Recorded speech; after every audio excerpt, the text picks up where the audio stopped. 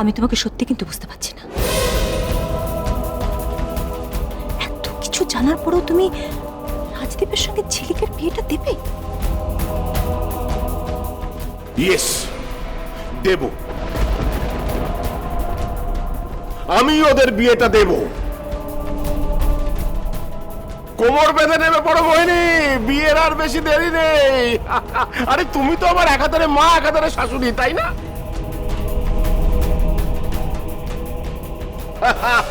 আমি এক্ষুনি নার্সিং হয়ে যাবো। এই তুই যাবি রে?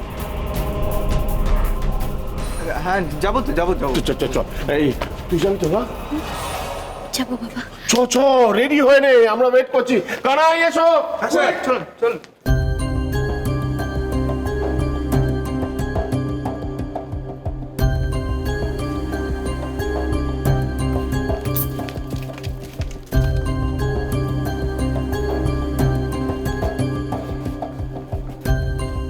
আপনি নিশ্চিন্তে থাকুন, ঝিলিক এবারে খুব ভালো থাকবে। আর ঝিলিকের এই লড়াইয়ে আমরা সবাই ওর পাশে থাকবো। পৃথিবীতে সবাই তোমার মতো করে ভাবতে পারে না অংশ।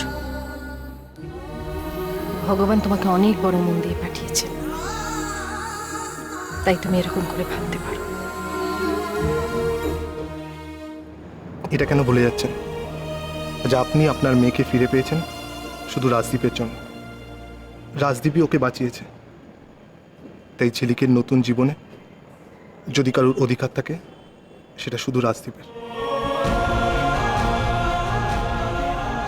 তাই হাসি মুখে ওদের বিয়েটা দিন।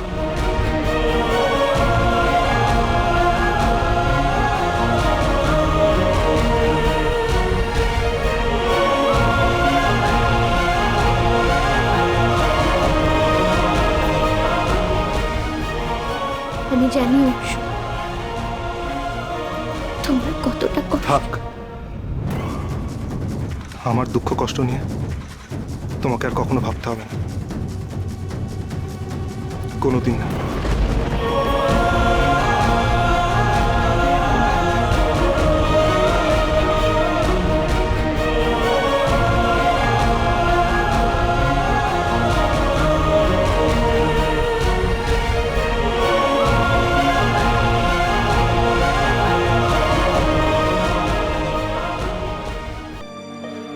এই রাজ, রাজ, ওঠ না বাবা, ওঠ।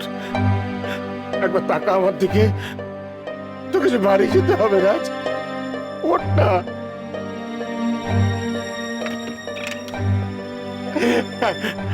একবার আমাকে আঙ্কেল বলে ডাক। মিস্টার চ্যাটার্জি, কি করছেন আপনি?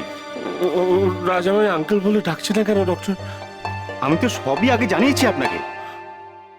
সবটা জেনে শুনেও সেই এক ড্রামা। দেখুন মিস্টার চ্যাটার্জি, পেশেন্ট যেরকম কন্ডিশনে চলে গিয়েছিল সেখান থেকে ফার্দার আর ডিটোরিয়েট না করে যে সামান্য ইমপ্রুভমেন্ট হয়েছে, সেটাই তো মিরাকেল। আর বাকিটা আপনাদের সেবা, যত্ন, ভালোবাসা আর ঈশ্বরের আশীর্বাদ বলে মনে করুন। আচ্ছা ডক্টর, ওকে আমরা কবে বাড়ি নিয়ে যেতে পারবো? দেখুন, সেটা 2-4 দিন না গেলে আমার পক্ষে বলা সম্ভব না। আপনার কাছে পরিবারের সেবা, যত্ন, ভালোবাসা এইসবই হলো ওষুধ। এইসব দিয়েই উনি আস্তে আস্তে সুস্থ স্বাভাবিক জীবনে ফিরে এলেও আসতে পারেন। তো এটাও ঠিক, ফিরে যে আসবেন তারও কিন্তু কোনো গ্যারেন্টি নেই। ডক্টর, ডাক্তার কি বললো?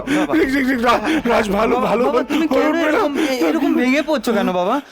আমি তো বলেছি আমি ফিরিয়ে এনে দেবো তোমার রাজকে তোমার কাছে। আমি আছি তো বাবা। সত্যি?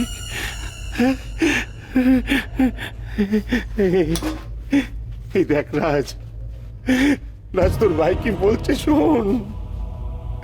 শোন রিক কি বলছে, কত দায়িত্ববান হয়ে উঠেছে ও। সেরে ওঠ না বাবা, সেরে ওঠ। তো বাড়ি ফিরতে হবে। বাড়ি গিয়ে যে তোর বিয়ে, তোর বিয়ে। আমি আমি আজই তোর বিয়ের কার্ড কিনতে যাব। জানিস রাজ, জানিস আজকে তোর বিয়ের কার্ড কিনতে যাবো।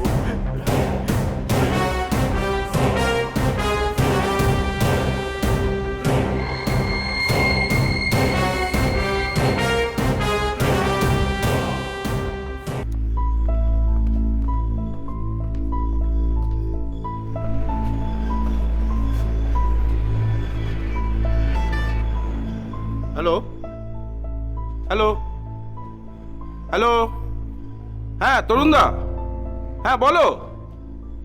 হ্যালো হ্যালো হ্যালো,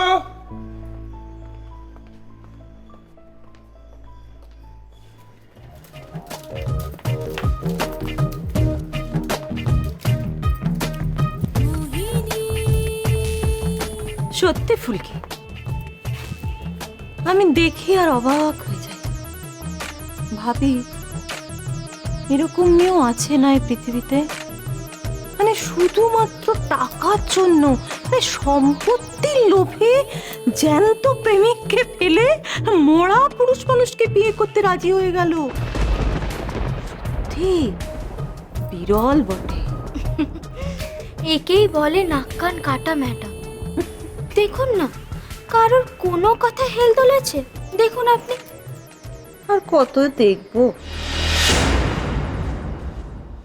তা তুই তোর অংশুবাবুকে কি পট্টি পড়ালি রে? কেমন যে অংশুবাবু চুপচাপ সবটা মেনে নিল।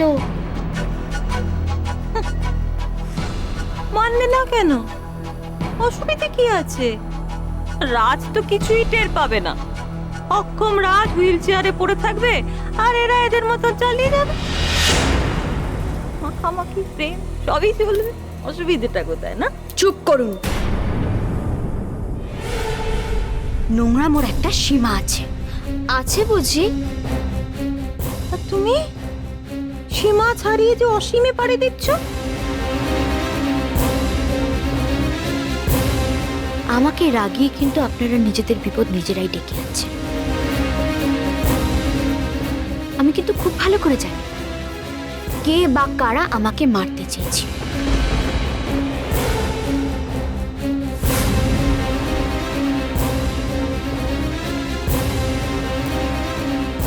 কেন ফাঁকা আওয়াজ দিচ্ছিস ঝিলিক? তুই কি ভেবেছিস এতে আমরা ভয় পেয়ে যাব? ফাঁকা আওয়াজ তাই বুঝি? তাহলে নামটা বলি।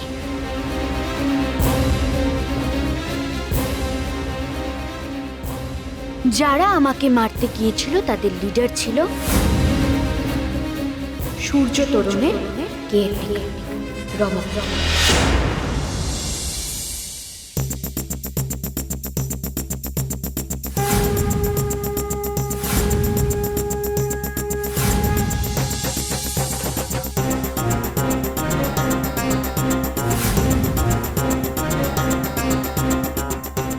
কি আমি কিছু ভুল বললাম? এত কিছু জানার পরেও আমি চুপ করে রয়েছি একটাই কারণ। এক, রাজের তো এই অবস্থা, তার উপরে বাবা যদি কোনোভাবে জানতে পারে যে এই কারণগুলোর পেছনে যেই মানুষটা রয়েছে সে সম্পর্কে আমার মা এবং রাজের মামুনি, তাহলে তাহলে বাবা সত্যি খুব ভেঙে পড়বেন, খুব কষ্ট পাবেন।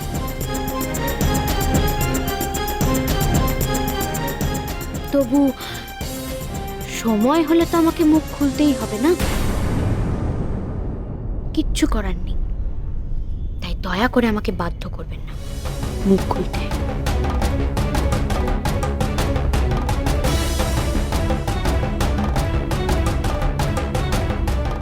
ঝিলিক যদি একে বিয়ে করে তাহলে আমার রিকের অর্ধেক সম্পত্তি যাবে।